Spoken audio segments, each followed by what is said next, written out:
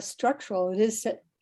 It is systemic. I wasn't forced to do it, even though I taught at the University of Alabama at Birmingham in a,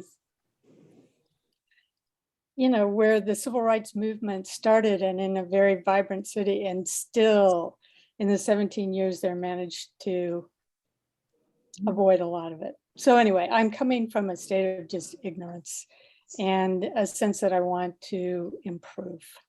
Like a lot of you here, I grew up in a very small town in Nebraska, very white. I didn't see my first African American until I was in 6th grade.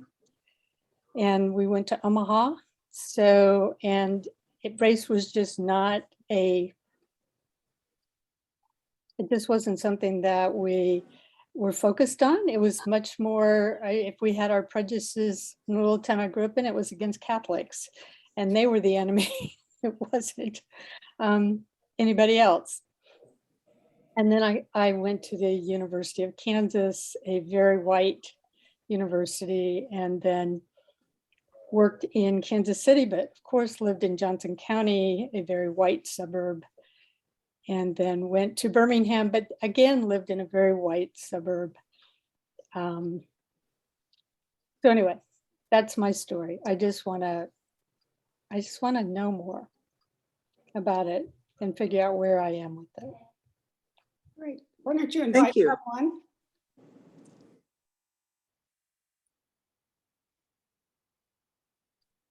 Mary, would you invite someone to introduce themselves? Oh, sorry, I didn't quite hear that. All right. Well, Marsha's down here at the end on my group, so I'll hand it over to Marsha. Marsha, we see half of your face. Oh, I see. I know. I've been in enough Zooms today. I didn't hit 5, but I hit 3, and I thought I've moved this screen around so much. Let's see. Am I good now? Yes, you're good. Okay. Sorry. Okay. Yeah. Okay. So I grew up in a white community, but when I went to grade school, I went to country grade school, and we had Hispanics in our grade school because our grade school, or country grade school, was close to the railroad tracks or the little town. And so we had 3 families that lived in those box cars and attended school with us. So I was exposed to at least a different culture at that time. And geez, I really, I liked them. I don't know. I didn't think about them being any different. Then I went to Larned to high school, and there I didn't think much about it either. But I did notice, we had Bertha was the president who was African American, and she was president of our 9th grade class. And I remember when she got the honor, and I was just so excited and thought, well, that is great. But I didn't actually ever run with her, but she was just there. But during that whole high school time, they were having all this trouble down in Lawrence with segregation and troubles in the high school. And I was oblivious to any of that. I didn't know there was any kind of trouble going on. So obviously I wasn't attuned to the day. And then I guess let's see, I guess when we moved to Lawrence then, Hays didn't have many African Americans in the school system. We had Nicodemus that was outside, the town outside, and there were African Americans, of course, there, but really not many in our school system. And so then when we came down here, I went to South, and of course that was kind of a mixed bag, and that was, I found it just interesting. And then our principal or assistant principal, the one that did the interviewing when I came for the job first, was Native American, and he and I really got along well. And I wish I would have taken more advantage of everything that he had to offer, because now on Facebook I get a lot more, and we correspond a great deal, but I didn't take advantage of that. And I thought I was not prejudiced in any sort of way. I really did. I just thought, oh well, this is just You know, people just need to get over it. Well, then my daughter married an African American, and then my son married an African American. And so at that point, I got real interested in the whole setup. You know, I was forced into it. And I have since learned a great deal. I don't know all the answers, but gosh, now I have a good source that if I don't really understand it, I can say, hey, where are you guys coming from? Or what have I said? Or, you know, what you might say, or lots of our family get-togethers include Frida's side, and they come in droves, sort of, a lot more than, they're just, lots of them show up, and they're just people all over, and lots of much louder kind of conversation and such than I'm used to. But so that's been some adjusting, but I know it, it's just part of what I need to learn. And then they've had to learn a lot about me too, as far as how I respond well, anyway. And so now we have, a granddaughter then, Devon's completely African American, but then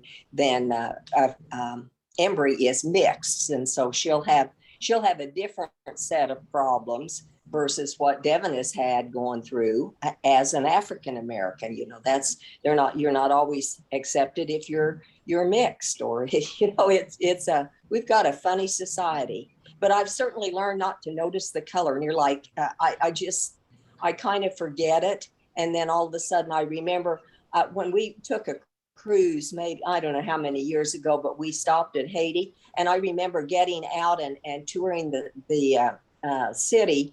And I thought, wow, we were the minority, and I'd never been where I was the minority. And I thought, this isn't really a real good feeling. It didn't feel good to be in the minority. So that was kind of an eye opener. That was before all of this other, had happened. Yep. Anyway, that's my story. And I invite Catherine to speak next. Hi. My parents were raised on farms, and right after the Second World War, when my father, he was in the service, and when he got out, we moved to Lincoln, Nebraska. And my parents, I learned many years later, my parents had a choice of where to send their kids to school. And they were told, go to that one, rather than that one. And they said, why? And they said, well, because that one has Black people in it. Well, they thought, oh my gosh, it's closer. And so they sent us to the closer school. And so I went to an integrated kindergarten, and my parents told me ahead of time. I don't remember everything they said, but I do know they said this. They said, those people are colored people. Do not call them niggers. Nigger is a bad word. You must not say that. And they told me I was to be nice to them, okay? And I did. I mean, what I'm saying is I didn't see anybody. We all got along fine in kindergarten. Outside the school one day, I took my first stand. I was 5 years old, and a white boy said to a black boy, nigger. And I said, you're not supposed to say that. It's a bad word. You're not supposed to call people that. It's not nice. Okay, just before the end of my kindergarten year, we moved back to a farm. And I probably didn't see a Black person again for many years. However, I know that it was very important that I went to kindergarten with Black kids that, were friends of mine. And it was just a little bit of time, 8 months or whatever. But later on, when, like, in the 8th grade, a white guy from Texas moved in.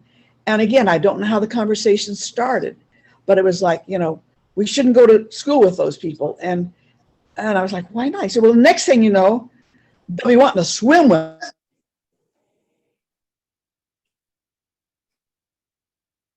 Oop, we lost you, Catherine.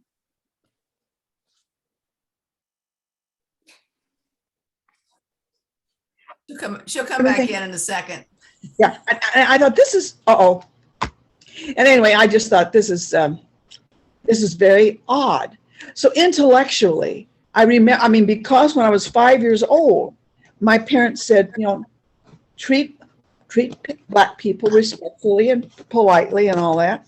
That I did. But I don't think I really gave a whole lot of thought to what it was like to be in the minority. Although when I was in high school, I was in the minority. I was, the high school I went to was a public high school, and 80% of my fellow students were Jewish. And so I did know what it felt like to be odd and different. And I think occasionally I was invited to certain things to be a token goy. I think that's probably enough to say is that I have become more aware of Black people having and others, Native Americans or others, having to explain what it's like to, when you walk out the door, you have to wonder if you're going to come home dead or alive, you know. That's all. Okay, thanks, Catherine.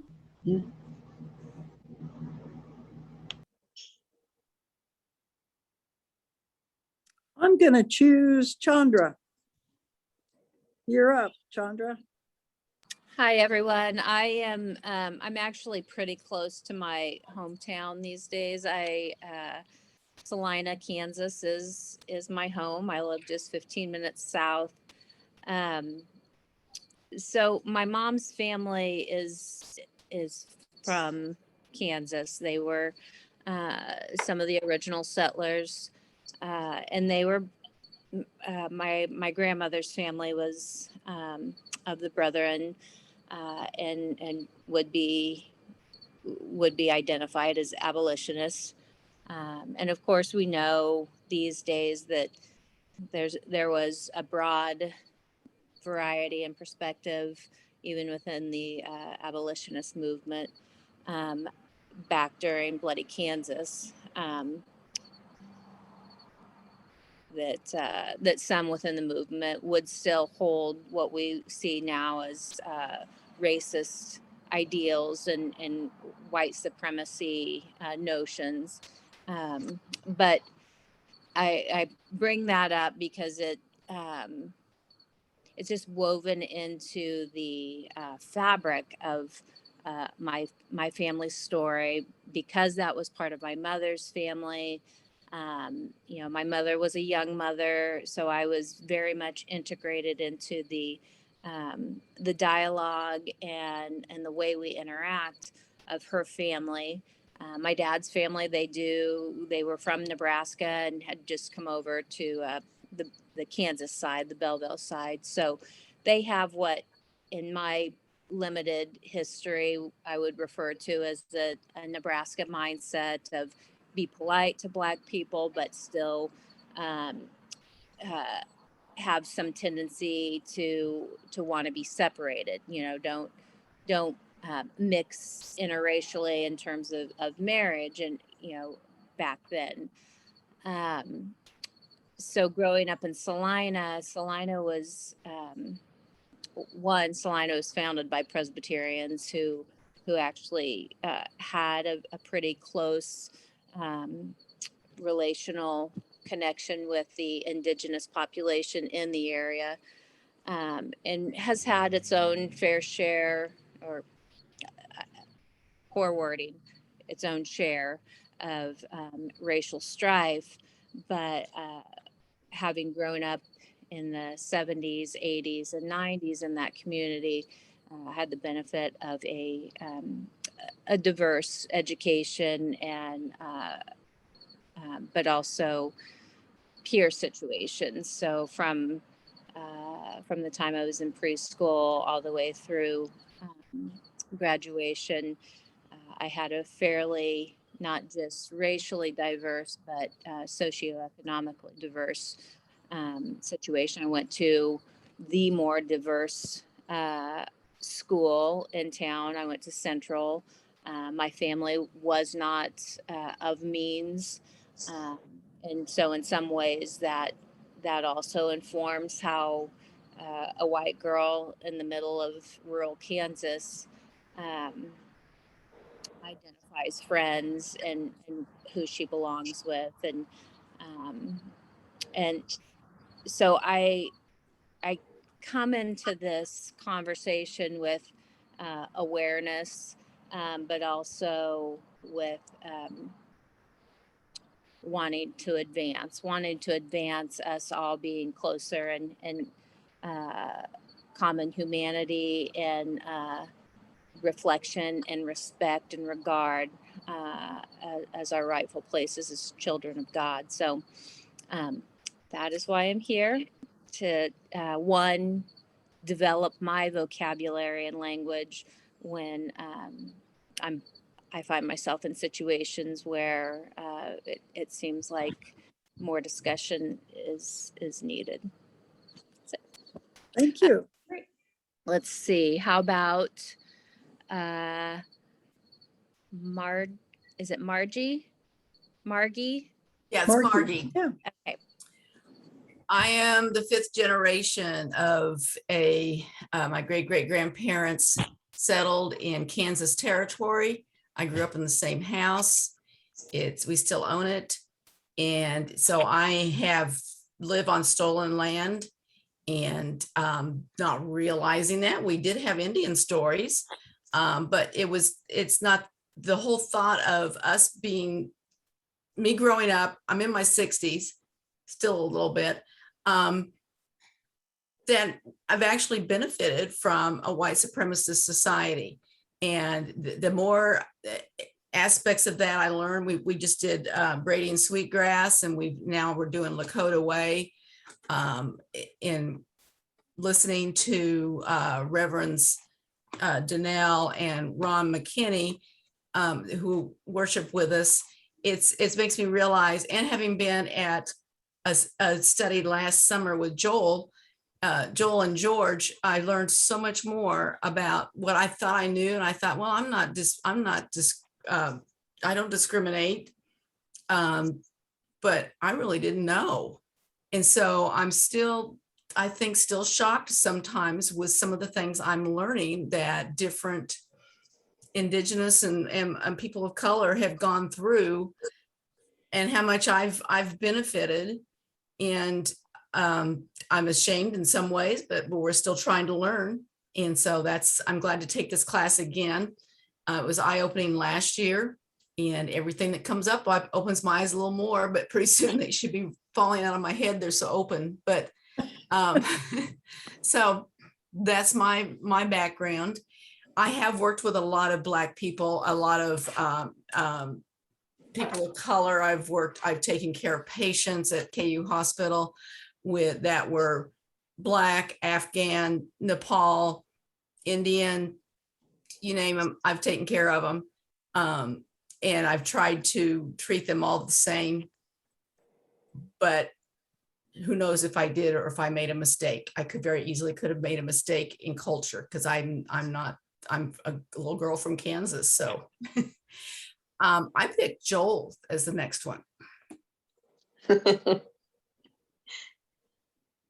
I purposely waited until I was finished eating before I put my camera on. And just so you know, the chicken wasn't that good either. Oh, But anyway, I'm sorry. But believe it or not, I have been here. I've been listening and watching all of the introductions, if you will, of different folks. And some of you I've met before, Margie and Marcia, and I believe Catherine and Heather. I think we've met before. A few faces are kind of new, and I've emailed with Linda. And Rick, I think I've seen you before. We've been on a Zoom meeting before as well. So anyway, I'm going to say it. I'm going to make a statement right off the bat, and I'm hoping everyone will take it to heart. The vast majority of any people of any other color don't want, quote, revenge. We're not out to get anybody. We don't want to get even and all of those kinds of things. Some of the fears that over the years and comments that I've heard from folks is that we must keep these people here because if we don't, they're going to turn around and treat us the way we treated them. And the fact of the matter is that's 100% wrong. The only thing that anybody wants is just to be allowed to live in the same way that everybody else is. And if I get pulled over for a speeding ticket, not to have to go into extra nice to make sure that I'm not going to be, treated in such a way that my life may be in danger just over a speeding ticket or some such thing as that. My life is actually, I wouldn't trade my life. I would not trade my life, the goods, the ups, the downs, the bads, and all of those kinds of things. Because what I have found is that most people of every color, and I've dealt with the people of all kinds, and that is that people are mostly nice people. Most people don't have it in for you. Most people don't have any animosity, but there's a lot of misconceptions about people that have grown over the years. I remember enjoying a show called The Little Rascals when I was little. Maybe some of you remember The Little Rascals. I loved them, just absolutely loved them, until I got to a certain age and started really noticing how they treated the black kids on that show. And one of my very favorite episodes of the Little Rascals was when they had the wild man from Borneo. And this guy was going around and they put a tail on him. He was black, and they had him with a tail and just acting just crazy and everything. And as I look back and I think, wow. And there were people who honestly thought the blacks were like that. Okay, but we're not.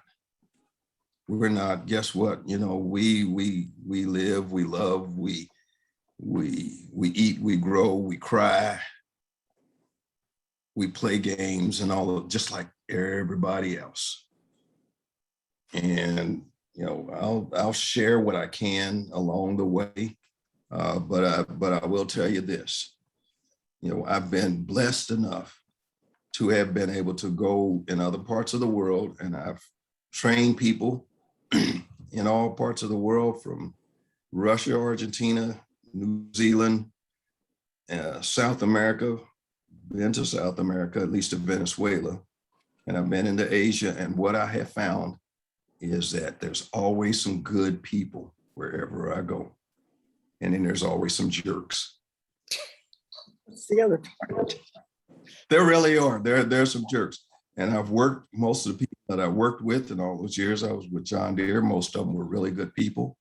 And guess what? There were some jerks. Yeah. And you deal with some of the stuff that, I look back and I think about, man, did I really have to put up with all of that? And yet I come through it, and if you really want to know what has helped not just African Americans, but most cultures be able to deal with the stuff that we've put up with and some of the just ignorant comments and things like that, it's been our faith. It's been our faith. And my biggest worry now is that so many people in this world don't have a faith in anything other than themselves. And then when they mess up, they don't have anything to fall on. But if you have faith, you can make it through anything. So where did I grow up? I grew up in Indianapolis, Indiana, until I was 15. And I moved from there to Kansas City, Missouri, finished high school from sophomore on in Kansas City, Missouri. I went to schools. I started a high school in Indianapolis that was half white, half black. And one of the things that they had done to try to keep it from becoming too black was they made it a magnet school, an academic magnet school. You had to qualify academically and pass certain tests to be able to even get into the school as a freshman. They thought that would really stop the blacks from coming. And what happened was that half the freshman class was white and half the freshman class was Black. So when we got to the school, the kids there, the white kids realized we weren't dummies. We actually were intelligent human beings. And we got along great, most of us. And were there some troublemakers? Sure, there were always troublemakers on both sides. But when we put the troublemakers to the side, if you leave the kids alone and don't interject all of the prejudices from all of the parents from years and years, the kids will get along just fine. So that's, my story of growing up. I've had a lot of varied things going on. I'm not going to bore you all with them right now. I'm going to turn it over to, let's see, who hasn't spoken? I want to hear from another guy. I don't want to be the only guy here. So Rick, are you ready? Yeah, thank you, Joel. It's really wonderful to be with all of you. You're going to hear more from me next week because I'm actually part of the content, so I'll keep my comments brief. I grew up in South Central Pennsylvania. My dad's a Presbyterian minister, and I feel a great deal of resonance with some of the stories that I've heard all of you tell tonight about kind of growing up simply unaware of what it meant to be white and the remarkable privilege that that carried in my life. And though I think I became attuned to racism in my late teens and early 20s, it's really only been in the last 10 years or so that I've begun to appreciate what structural racism means. And it's really changed my conception of the conversation entirely. And so the reason I'm here, even though I live in northern Vermont on what was once traditional Abenaki lands of the northern part of Vermont up near the Canadian border, I'm here because I work part-time for Johnson C. Smith Theological Seminary. I helped to create the curriculum that a few of you went through last year. That's the basis for what we'll be doing this time. And I begged Linda and Heather to try this out on a group of people and let me lurk so that I could learn from your experience what needs to be shifted and changed and improved in this curriculum. And so I'm really looking forward to being mostly a fly on the wall. I will not be with you next week, but I intend to be with you each of the other weeks of your gathering together. And I'm very moved by the depth of sharing that you've immediately set the pace with tonight. And I think that's really what it's all about, is choosing to create a space in which we can share stories in a really honest way. And I look forward to sharing my own when it's appropriate, but to hang back when it's not. So, and I'm trying to think who hasn't gone yet. Linda Bridges, I think, right? Yeah, right. Bridges. Well, hello. Listening to all this, I'm sharing most of the experiences. Grew up in Overland Park, Kansas. Most of my understanding of being white as a race has happened in retrospect. I was just thinking I was part of white flight at 2. Did I know that? Of course not, but I was. My parents grew up in Osawatomie, Kansas, and that is one of the main places that John Brown made a stand and started his, whatever his ministry was. But there's a really good museum on John Brown in Osawatomie, and I have played there, been there many times, and looking back going, do you have any idea what that was?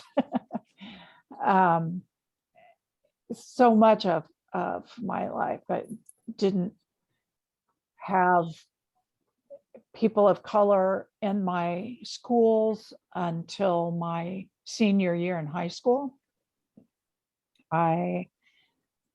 Just Johnson County, that is where I live and work and play. But I'm becoming, in the last, probably not as long as I'd like to think, amount of time, more and more aware of how much the retrospect is. I have a book club that's reading a lot of these books. I'm reading Caste at the moment. Um,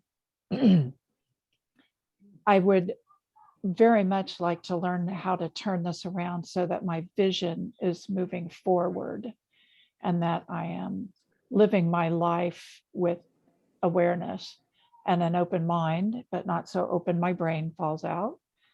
And just learning who I am in this world and how we can have a shared experience as humans. And I guess I'll leave it there. Thank you. I'm glad to be here. Great, thank you, Linda. Thanks to everybody. I'm gonna talk a little bit about the video coming up shortly. Again, I'm Heather. I'm at First Pres Lawrence, and I'm getting comfortable with no, I'm not getting comfortable. I am learning to be uncomfortable. Let me rephrase that, goodness, and angry at times. There were times when I was pretty defensive and angry, and I can still get that way. And embarrassed, and very passionate about learning my whiteness, systemic whiteness, and so on and so forth. So we are going to be looking at the 3 parables in Matthew 25 as a content piece. And I would just say it's a new way to look at these parables, I suspect. It certainly was for me, for all 3 of them, 2 in particular. So keep an open mind, but I like that. Don't let your brain fall out. Thanks for that, Linda. And listen to them. And when I went through this training last year, I really had a hard time opening up enough to really think about the difference in the interpretation for these. And I don't think it's right or wrong. Rick may want to talk a little bit more about this. It's just, we don't really know why Jesus told those parables. A lot of us, there's interpretations. A lot of us think we do, but keep an open mind, suspend judgment, and we'll see where it goes. We're going to move to the video. I think a couple of you watched it, but we felt like it was important enough that we show it during the class time tonight on Troubling the Water. And Linda is getting ready. Are you seeing it, friends?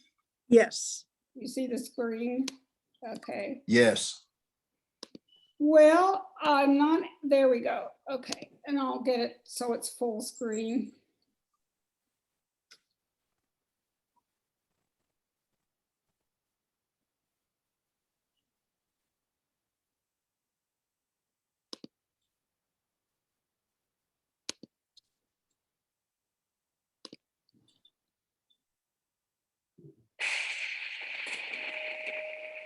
Great. In my work, we use this picture, a picture about manifest destiny. There's this woman that the painter names Columba walking through and across the prairie. There is light that comes behind her. She is actually bringing the light from east to west. And she's carrying a book of wisdom. She's carrying the lines of the telegraph. And there are all these settlers coming alongside of her and behind her. And in front of her, shadows and dark sky, there's sort of darkness. And there's all these indigenous people running away. It's a painting designed to help illustrate how Manifest Destiny operated. The power of the image, that notion that we are the people of the light, that we are the people who bring civilization, wisdom, the theological implications of manifest destiny, that white people were entitled to this land. Not only are they entitled to possess it, they are entitled to eliminate anything that stands in the way of progress. And race is a big part of that ideology. It's this belief that we have been granted as a nation a special place, and that within that nation, white people have been granted a special place. The ways that all of that is still held in our imagery, in our mythology, this idea that the United States brings civilization or democracy to other countries, and the order of the society.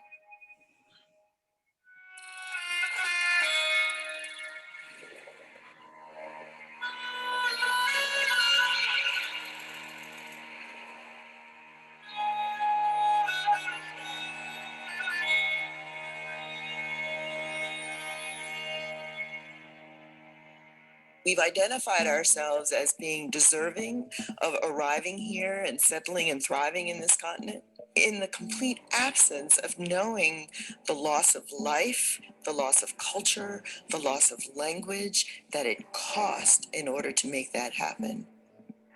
This manifest destiny meant that part of your resources were using people in slavery. We were able to apply that servant experience and then ultimately a slavery experience to the native population and the indigenous people of Africa. Whiteness is essential here on this continent, and it has been from the very beginning. What we talk about when we're talking about whiteness is a social construct that has been formulated over the course of hundreds of years. The social construct of whiteness has its origins in the church, was the doctrine of discovery. We are conquering these lands all across the world in the name of Christ for the dominion of the Christian church. The doctrine of discovery was developed by a number of papal bulls, and it was basically a doctrine that said when they arrived at a foreign land, if they came upon people that they, through God, if they didn't profess to be Christians, then they had the right to take their land. In order to exercise that kind of dominance, you have to create a rationale for why you would go in and displace and disabuse an entire people of their language, their culture, their religion. What that rationale was whiteness. We have the responsibility to be the purveyors of civilization and right religion and right culture to the rest of the world. And it is very easy to marry those kinds of ideologies with religion. It then became the tool of the powers that be. And from that arises colonialism, the transatlantic slave trade, the erasure of indigenous peoples. And all of it is in the name of Christianity and Christ. These policies started out from doctrine of discovery that was used. Then it becomes part of federal law through our Supreme Court. Then it becomes this major policy called manifest destiny. Then it becomes embodied in how we deal with Native people and boarding schools and taking of land, and it just goes on in so many layers. It continues to impact us every day. I've had people say to me, I don't get it. I don't get why you talk about these rights and you talk about all of these things. I mean, you lost the war. Just get over it and move on and be like most Americans. But it totally disregards, this way in which we met to begin with. And it's not a narrative. I mean, it's for real. It's history. It really happened. And people remember it. It's hardest to see genocide in your own backyard when it's part of your own history, part of your own country's DNA. People are barely beginning to understand how it is they're hurt by continuing this myth. You can't understand racism unless you look at systems and you look at institutions. Psychologist Beverly Daniel Tatum talks about racism like smog. It's in the air. We're all breathing it in, whether we want to be breathing it or not. And she also says that it's best to understand racism as a system of unjust advantage and disadvantage. I think when we hear the term white supremacy, we're thinking about these tropes, these stereotypes of people in sheets and hoods. And that's not what it is at all.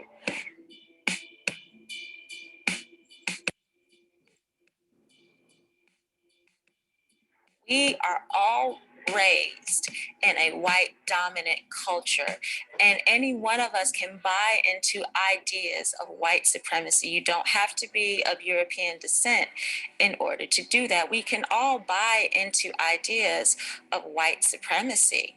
We can all buy into ideas of whatever is white is the default.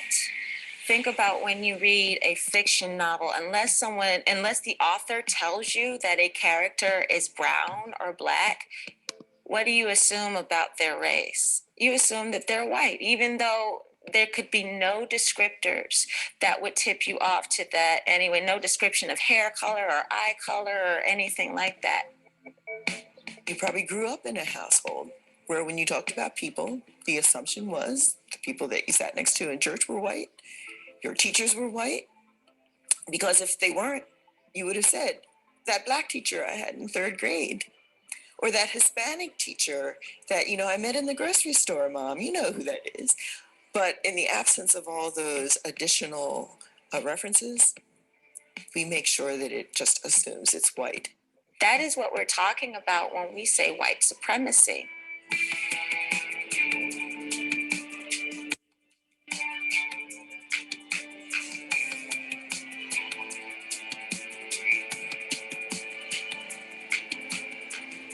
We are saying that white people are favored in the culture and in the social construct that we have.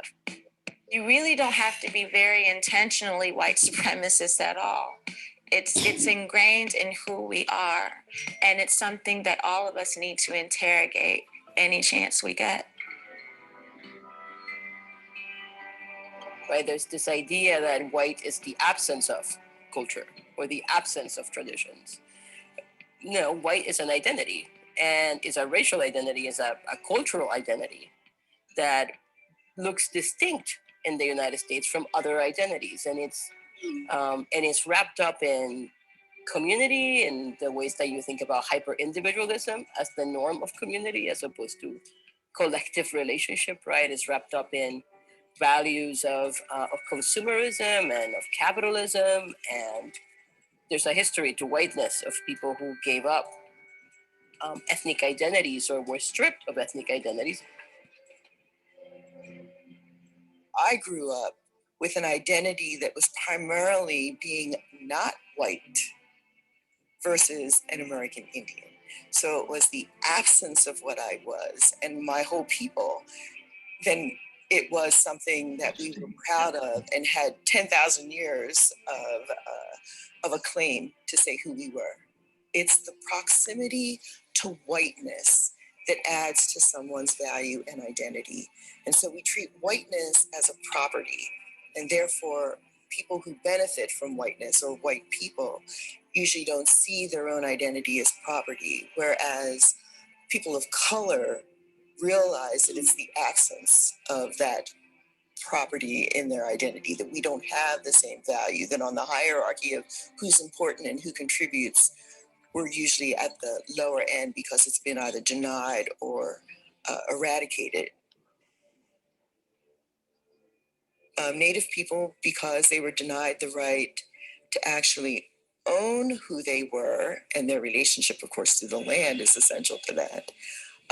It was always up to other entities, other governments, or the church to identify who we were. Kelly Brown Douglas, who wrote the book Stand Your Ground, Black Bodies and the Justice of God, she talks about the Black body as an interloper. Just by virtue of being a Black body in a white space, you are an intruder, you are an anomaly, you are the other. And you feel that when someone reminds you that you are indeed different, you suddenly do feel that you are the interloper. People like me still have to navigate predominantly white spaces, wondering when somebody's going to say something incredibly inane to me regarding my hairstyle or my clothes or any other cultural expression that's very visible on me. I was at a conference and I had this long dashiki on, and I thought I looked pretty amazing. And this older white woman approaches me and says, "Boy, don't you look different?" Yes, I know. I know I do. Every second of my day, I know I look different. How do you create community when right from the onset, you have been told that in not so many words that you are an interloper? I don't know how we do that. How do we get to see people as welcome, even when, especially when, they're different? How can I not be seen as an intruder? What people don't understand is that a lot of people in the dominant culture take liberties with the bodies and appearances of people of color without stopping to think about what their comments or what their observations really do to us, or how they land with us, or even question whether or not what they have to say is necessary. Dr. Martin Luther King Jr. used to talk about that all the time when he talked about the civil rights movement. He said, we're not actually creating tension. We are exposing the tensions that's already there and making society have to deal with it. I like to think about interrupting racism in that way sometimes, that like, if I'm comfortable, or if there's comfort in a room and my words or action is going to create or expose discomfort because it's going to name racism that's going on, that's actually, even though it doesn't feel that great, it's really liberating, because what I'm doing is engaging in a way that is more honest about the reality that is already in the room. And how that shows up is that people like me have our lived experiences interrogated and questioned, and we are expected to validate why it is we feel the way that we feel, because we do not socialize ourselves to listen to people like me. We don't socialize ourselves to listen to people of color. We don't socialize ourselves to listen to women or non-binary people.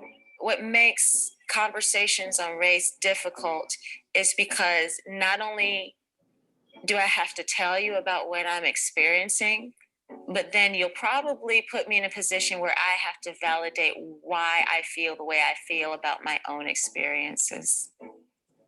Or I might even have my integrity questioned. It's a frustrating thing when I have to convince you of my humanity. You know how humiliating that is, and how maddening when I have to validate to you and make you believe, when I can't just tell you about my experience and that be enough.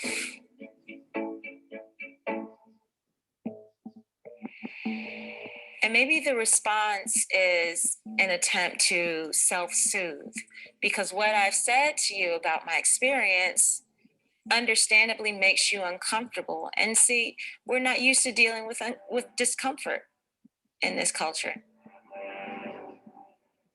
If I am comfortable and racism's going on, that also means my brothers and sisters of color, literally their comfort is being traded, their humanity is being traded for my desire to stay in a place of comfort. Whiteness was not designed as a social construct to make people feel uncomfortable, people who are white.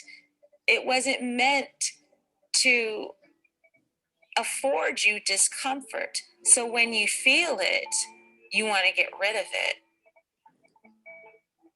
That's what the social construct of whiteness does. It only serves to affirm the comfort of those who benefit from the construct. For the larger set of white Americans who want this country to be something other than what it is now when it comes to racism, we've all got to learn to be interrupters. People do not value discomfort and how instructive it can be. It can be a blessing because it can help us grow.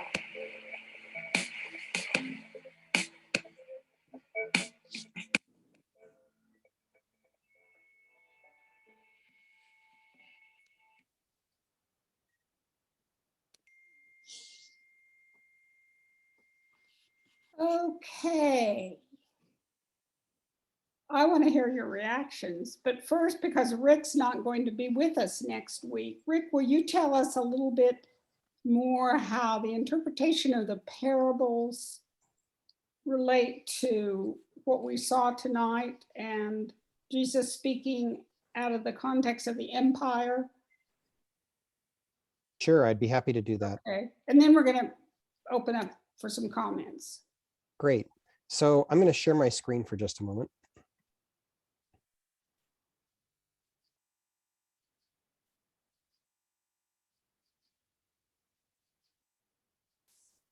So this is the mission statement, the blue here at the top of the page for Johnson C. Smith Theological Seminary, which I love. I use it as an example of what I think a mission statement should be on a regular basis. The Johnson C. Smith Theological Seminary mission is to advance communities of faith, justice, and compassion through innovation in theological education. It's pretty straightforward and bold, and it speaks to the foundation for the commitments that we bring to each educational experience. And I just want to say a word about those commitments. One commitment is that we assume that we all have something to learn from one another. So while Linda and Heather have put some effort into figuring out how to guide a conversation, all of us have something significant to share, and all of us have something to learn from everyone else. And so actually, we've kind of given up on language about students and teachers at Johnson C. Smith. We use the language learning partners and facilitators or content providers. And so you'll have some content providers in this course who bring a unique perspective to share, but it's our assumption that the learning actually takes place as we all engage that perspective. That's kind of a foundation for how we think about biblical study as well.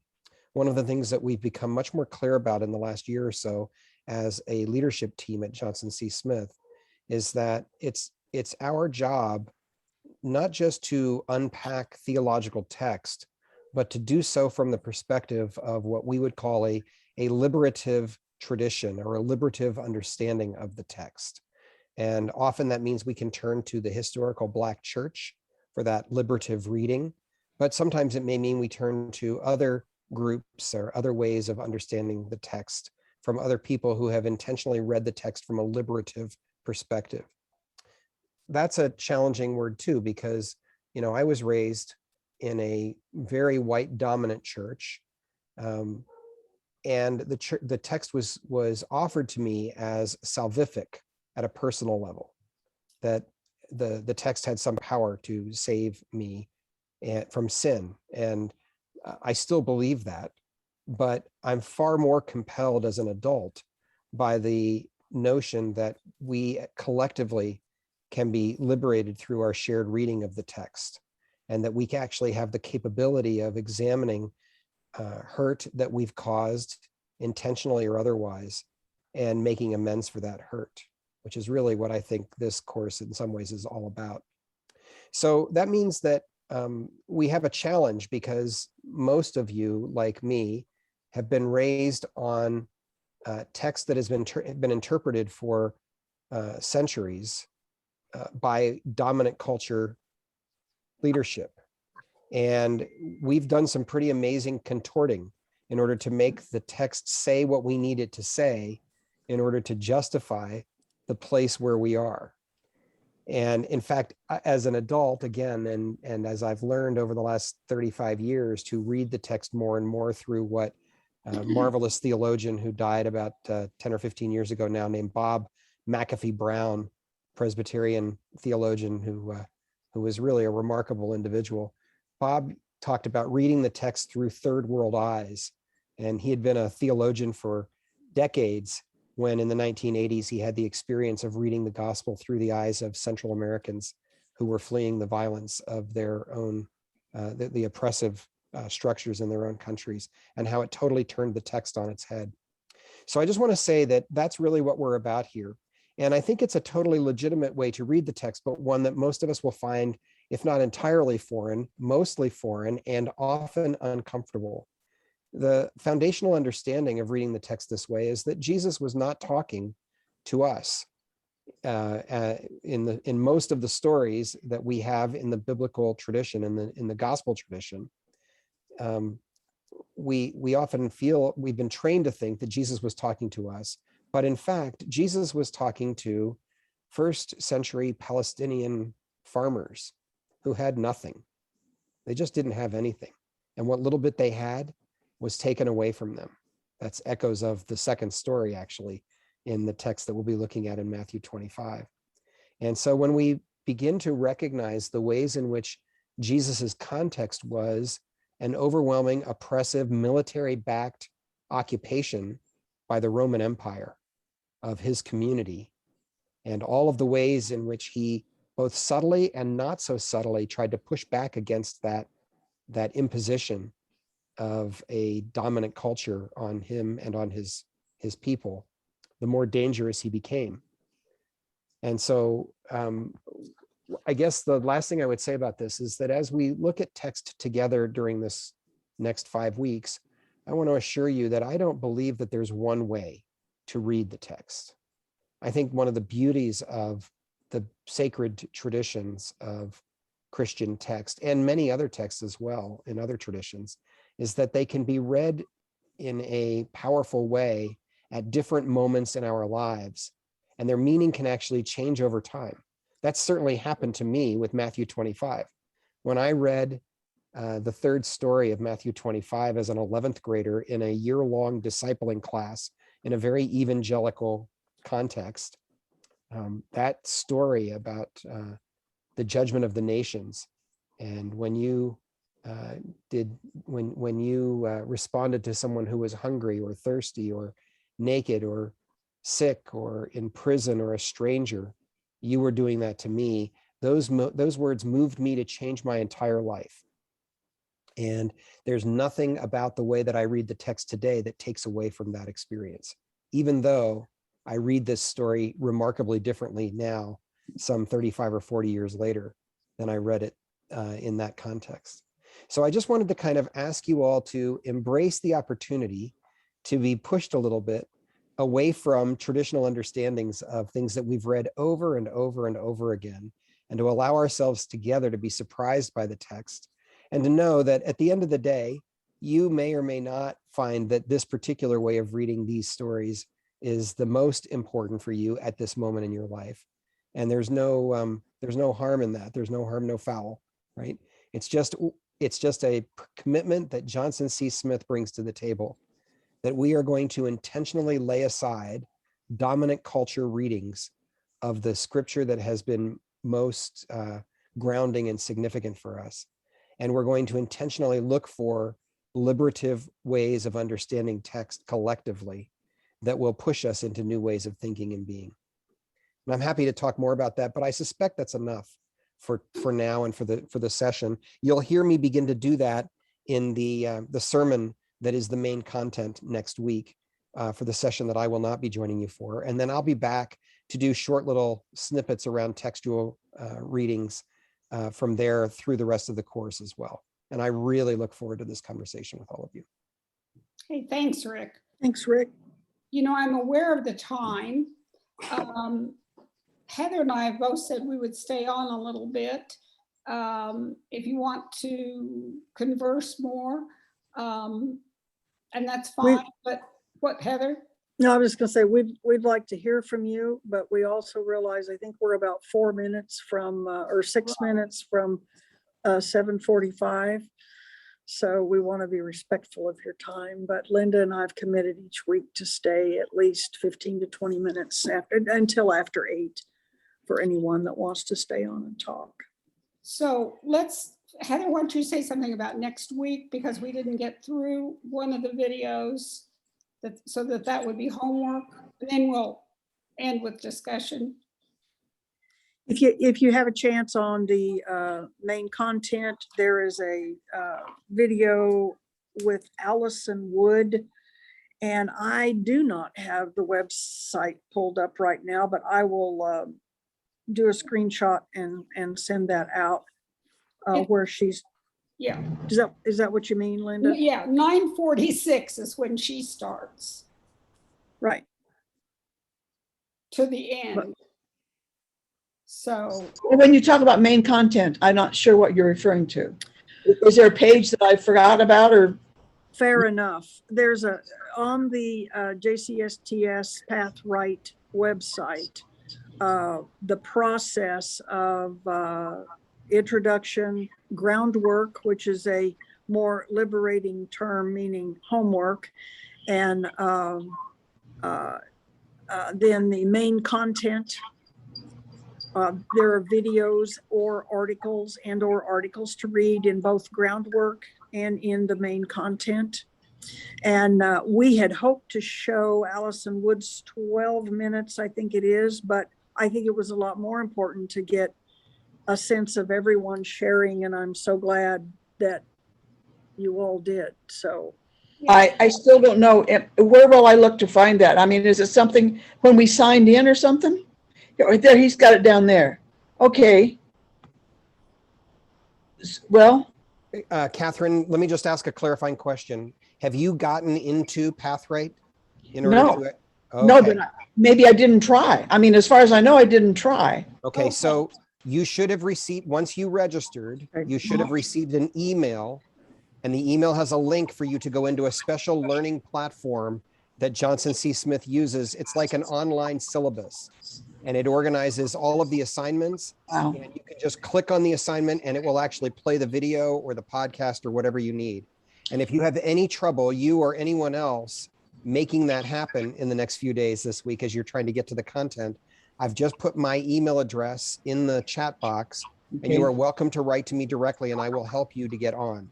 Okay. And Joel went through the steps. Catherine, did you get that email that I sent out from him about how to register? Well, Catherine registered, or I think registered, but I don't remember anything beyond that. I don't remember getting. I'm sorry.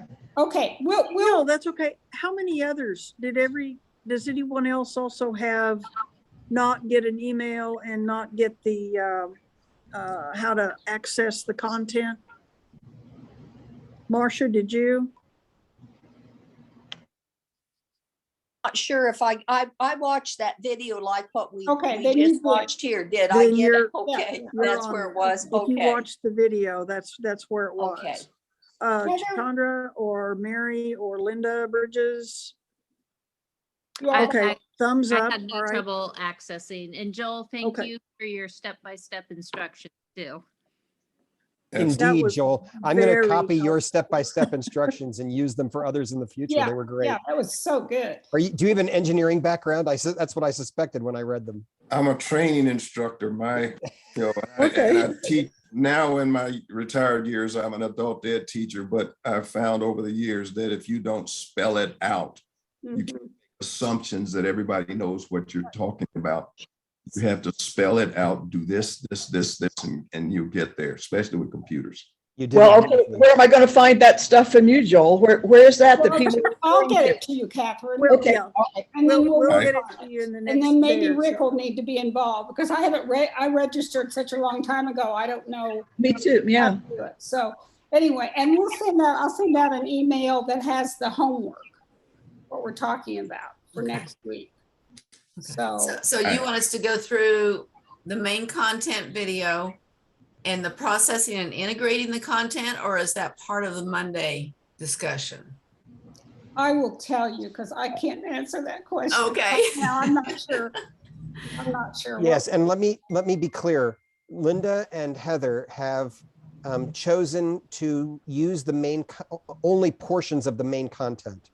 So Linda will be sending you a note that tells you where to begin the main content video about halfway through in order to get all of Allison Wood's presentation from last summer. Oh, and that's why you're you welcome said to the watch the rest of it. 9:46. Exactly. You're welcome to watch all of it if you like. Oh, right, But yeah. they've intentionally taken out some of the biblical study work that they didn't find as helpful in order to kind of streamline the conversation. Okay, and then if you get something and you don't understand it, just email me back, so. Or me. Or Although Heather. Linda's the Zoom wizard of the two Yeah, of us. That's about that's my skill level, so. And we've got Joel and Rick to help too. Joel, thank you so much for being willing to participate with us. And do that. And Rick as well. He said that he begged us to do this. Well, we were very grateful for his offer because we were sort of talking around how can we do this with people at FPC, but also in Presbyterian, Northern Kansas and around. So very Can grateful for your presence, please. Is it okay if I share something real quick? And that is this. During 2020 was such a, if you'll let me say it, hellacious year between pandemic and all of the things going on. And actually there was a point where I tried to reach out to some other white churches and say, we need to talk. You need to have discussions. And to me, and nothing against what Rick's trying to do, but for a predominantly, quote, white church or white congregation of folks to have a discussion about racism without having anybody else of color as part of the discussion is kind of a moot point, because you still won't get all of the perspective that needs to be there. So in a way, this is my way of trying to see if I can make some small dent in the world of we need to change. So I was glad to get the invitation. I don't even remember where it came from. I think it came from Linda. She sent that. That's right. That's right. Linda sent it, and she was the only one who stayed with us in our she still comes and attends our Wednesday noon or Right. Wednesday 1 o'clock now Bible study. Right. And all you have to do is ask her. When we do the Bible study, it's not about white and black. It's about the Bible and what goes on in the Bible. All you have to do is just follow the Bible, and you'll be surprised at what you'll learn about what's going on today. But Joel, are you going to be in the quilting group? Am I going to be in the what group? In the quilting group? No. For those of you who don't know, Linda Burton quilts, and she's one that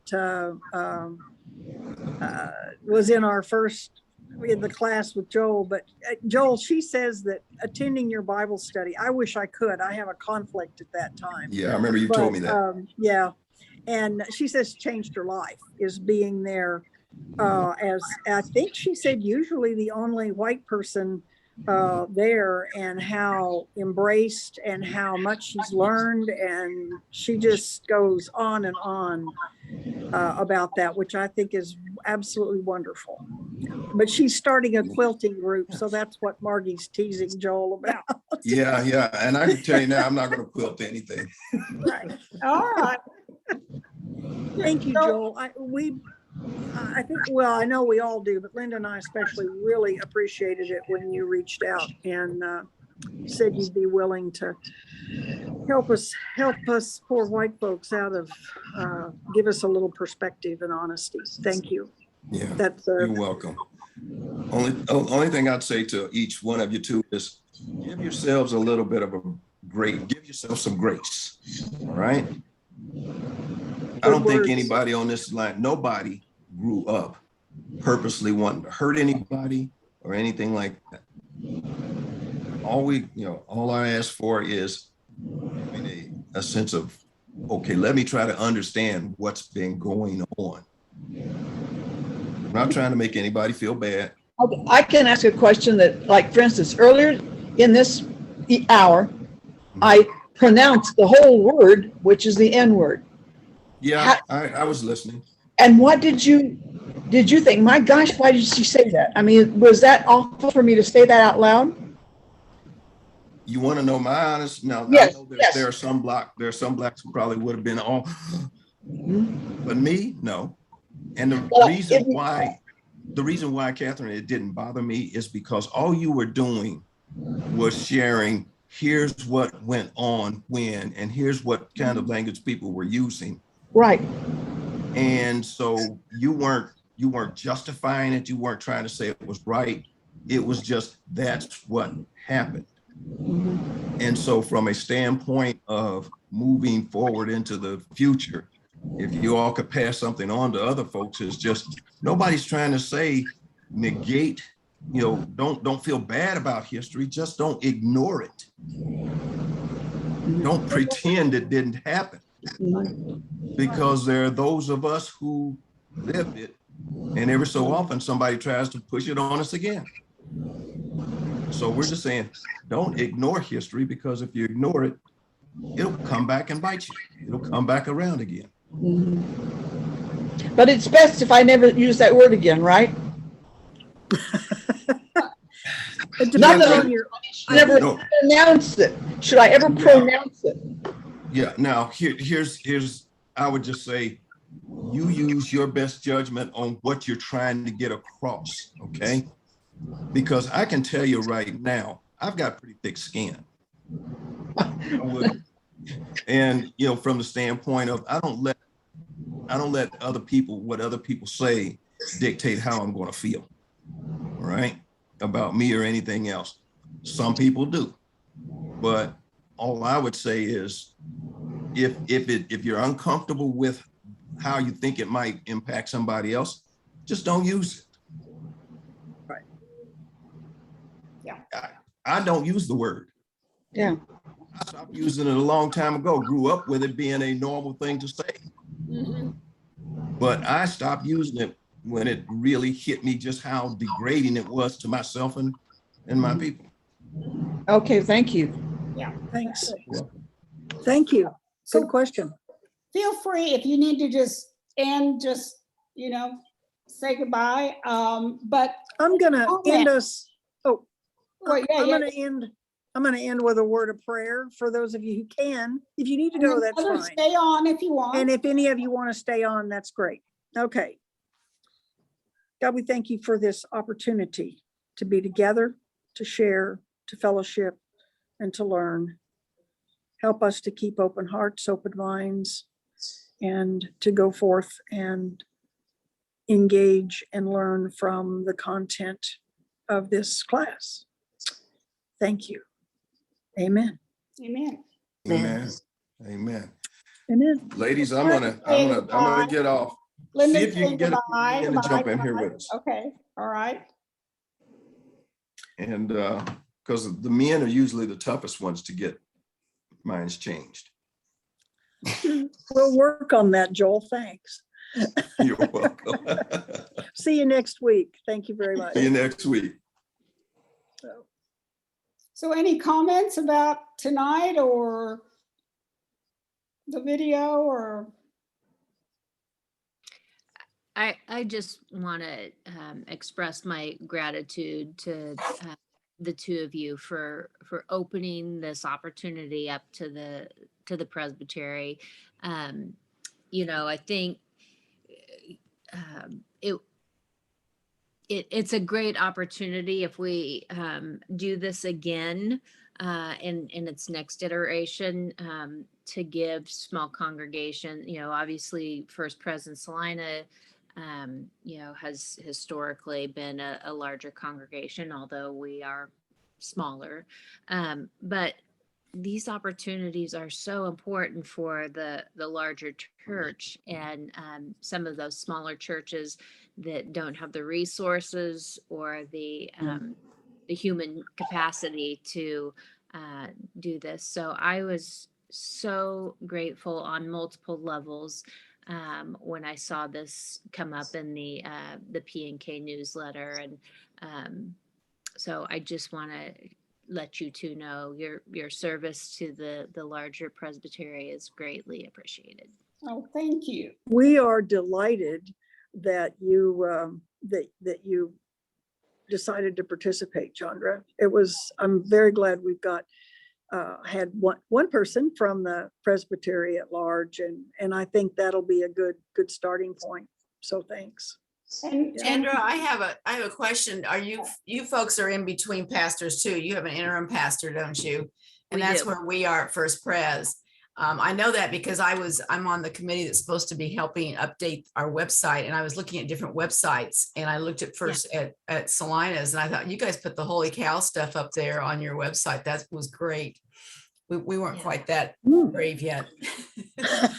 So Well, we had some of us refer to it as a divorce about 10 years ago, Mhm. and learn, the full value of being transparent when Mhm. particularly when we're calling clergy, because we want us to be a good fit and not just them to be, Mm.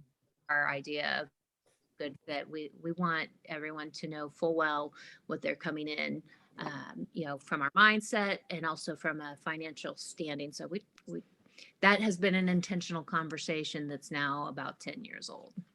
Yeah, that's good. Yeah, the last church I was in was in Oberlin Park, Stanley, and it was a church that split also. Yeah.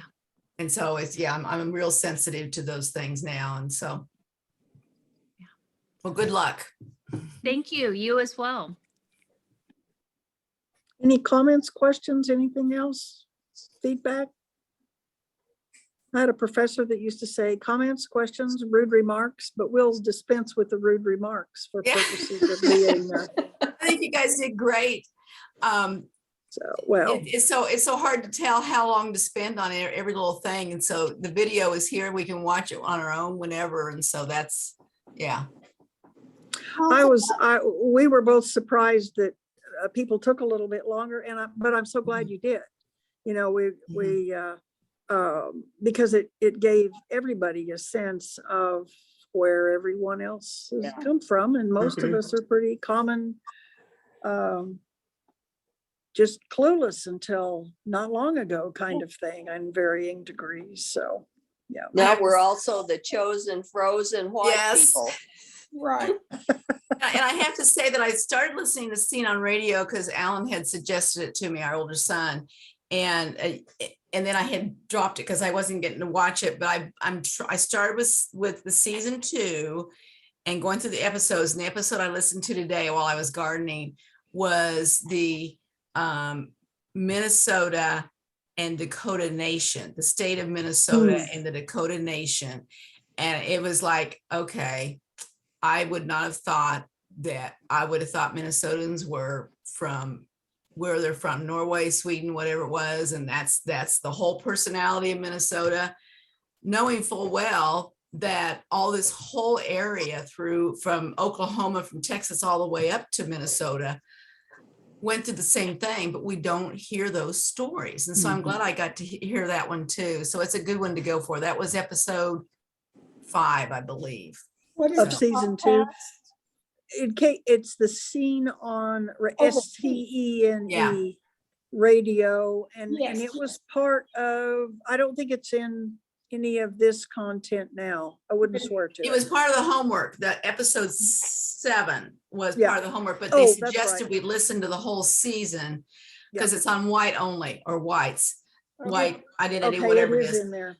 And I really, that was one of the things I always enjoyed, was going through. I learned so much from all the stuff they gave us for preparatory, like the Poor People's Campaign, all these different things that they had us go through and do. And it's like, there's just so much content. So this is watered down a little bit. So that's good. It is. Now, are you talking about then? Is that what part of our lessons will be? Is that what you're? No. No, Okay. it was Well, in the there's groundwork for today. And it Oh. was, It Um, was? yeah. It's that Chingary's challenge to, Yeah. what's his name? It's just the real short one. Okay. I was In thinking, episode 7 of season 2, Scene Right. White, a podcast of Scene on Radio. And it's a pretty interesting podcast. as they I'm all gonna are. have to look at that whole thing better again, Yeah. because all I did was watch that one video. I must have missed everything else then. Well, it was The right, it was right groundwork- the next thing after that. Oh, And what I okay. found going through this whole thing was I had to hit next for it to That's right. move on. And that, Oh. because I sat there the first time thinking, well, is that it? How do I get to the rest of it? And then I saw, oh, it says next. And I Oh. clicked it. So That's probably what I did to see. I think it's sort of like learning how to ride a bike, you know, when you didn't know how. It was horrible. And then when she did, it's like, oh my gosh, it's so easy. But How could Yeah. I miss this? yeah. Well, and Catherine has lost her email probably in all her emails. I know. Probably Well, Yeah. I'll check with her and if Yeah. we could meet at the church and see if we can retrieve it, and if Yeah. not, maybe, Because those are Rick can- personal, aren't they? Aren't they They are. individual? Yes, I Yeah. thought. oh, sorry about that. uh-oh, did you fall off the chair? No, but I managed You to got knock attacked. my iPad. I knocked my iPad off the table. I'm not really sure. Oh, that's not good. One other thing, Chandra, that I was thinking, that there are a number of churches who have said they're a Matthew 25 church. So, Yeah. you know, So, but maybe we can provide resources. Or share resources. Maybe they Yeah. can share with us. Well, yeah, but I, absolutely. But I think this actually, yeah, I had briefly spoke with Melanie at the Mm. presbytery about this, and Right. like, oh my gosh, if we would have gotten out ahead of this just a little bit. So Sunrise in Salina, they actually declared themselves a Mount 25 church Okay. before we did. Ellsworth did. And this is for our area of the states where our congregations are predominantly white, and this third foci or this one of the three focus, this is great information that they can be sharing with their congregation. So I would, the next iteration of Yeah. this, I'd like to push it Right. forward and actively kind of coax or encourage. So, it's just like in our own congregation. Sometimes a personal call, hey, would you like this? And that just gets the ball rolling. I'm even thinking maybe at Presbytery, there could be, show this video or something. I don't know. But anyway, well. Or maybe there's some shorter ones too. Part of the reason that we deliberately, Rick had asked us to keep this one fairly small Okay. because we are guinea pigs. Sure. Yeah. It's kind of a pilot. He's got 3 or 4 pilots going on. One's currently going, ours started tonight, and someone else's is going in either late October or early November. Oh, wow. But he was wanting to work any of the bugs out and kind of see Great. how it went. So he was asking us to keep it to 12. And Did not know we- that, so I'm glad I got in. Yeah. well, no, but we didn't have to. Well, that's not quite true. We did not. We suggested that 2 people wait until the next iteration. But All right. anyway, Well, didn't I tell them they let our- couldn't, but we did say let's wait. I chair social justice admission. And so Okay, I well. also let our session know, and I had encouraged them after, being excited about seeing this. And also we had gone through a 4-month campaign of introducing what the MAT 25 invitation was actually asking, and just kind of prepping them for, we already do a lot of this work, but there's so much. And also when you're in the mix of a pastoral search, it says volumes when a pastor can see that you are a part of the covenant network, that you have indicated that you're a MAT 25 church. And we actually started this process before we knew that Keith would be moving, our associate would also be leaving. But so anyways, I was a little bit sad that more of them couldn't participate, but now I see it was predestined that we Well, kept it small. we keep hoping that more people in our congregation will join in. And it's so good to see the ones that did. It's great. Oh yeah, there's more than just a few of us. So Yeah. because it's, to me, this is like you say, we've been doing a lot of mercy work, not necessarily justice work as much as needs to be done. But I think this is all part of the education, and that's going to be the biggest step for us in the next year or two. Yeah. Yeah. Well, ladies, it's Yes. been a joy. I will be as often and as much as possible joining you, but I will be down in Antigua for the remainder of our session. wow. So, What are you doing there? well, right Mission now work. I am going to visit friends. So we Oh, have we have lots of friends that prominently are in the Antigua area of Guatemala, but also some friends further north. But I've been away 3 years heavily working, and my Spanish is misused and abused. So I'm Yeah. going to Okay, knock the rest off of it. that's great. Great. Okay. That's We'll see wonderful. you Well, with- join us when you can. We're glad to have you. Yeah. Absolutely. And Okay. you're into the website and know how to work Yeah, the, yeah, okay, great. So you It is can great, and access, Joel's greasing of the wheels, it was really effortless. So we are so grateful that he agreed to come, because that was one thing that Linda and I were kind of going, it's bad when you think who can, and then Joel was just immediately, it's like, well, he's a natural, and he was so Mhm. good last year Yeah. with our group that took that class, which I think is Marcia and Margie and I did. Yeah. Well, and George is going to come, isn't he, when he's Well, that's what back? he said. Now, He said Yeah. he would, but I sent him an email and said, are you going to join us? So I'll follow up with him. Because I think he might have forgotten. George Chandra is a friend of, he actually is the one who invited Joel to participate in the short class that was done last year using an older curriculum from PCUSA that another one of our teachers taught. And he invited Joel because, well, for several reasons, his background and training, and then, so they were great. Right? Hmm? They were friends. Oh, yeah, they're friends. Yeah, they're friends. But then, that 10-year-old curriculum is like the first half of race in the post-Obama era. And that's a newer book. And the second half of it then is of the book is like more updated than that 10-year, but it was almost exactly word for word. So if you ever want to do that, that's also a very good book to do. okay, all right. Thank you for that. Yeah. Okay. Well, well, thanks. folks, I'm Enjoy ready your to- time in Antigua. I will. Yeah. Thank you very much. Ladies, again, Yes, blessings. thank you, everybody. I'm grateful. Thanks. Have a good evening. You too. Thanks. And Heather, you and I will talk sometime, not tonight, but Not tonight, but soon. And then we have to, the screen sharing. Yeah. Yeah.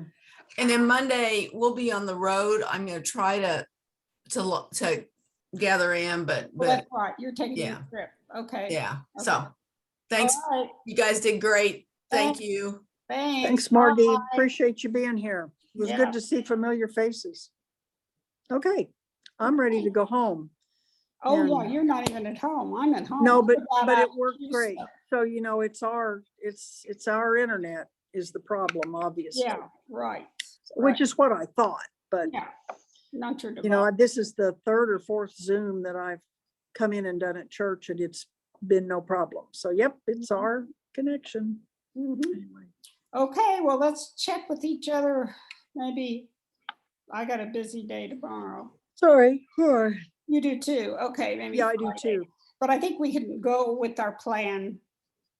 Just add Allison to the homework. So, okay. I think that's probably the I'll send best. something to Yep. you before I send it out. Okay, and we'll help Okay. Catherine. We'll help Catherine. Okay. Okay, yep. Bye.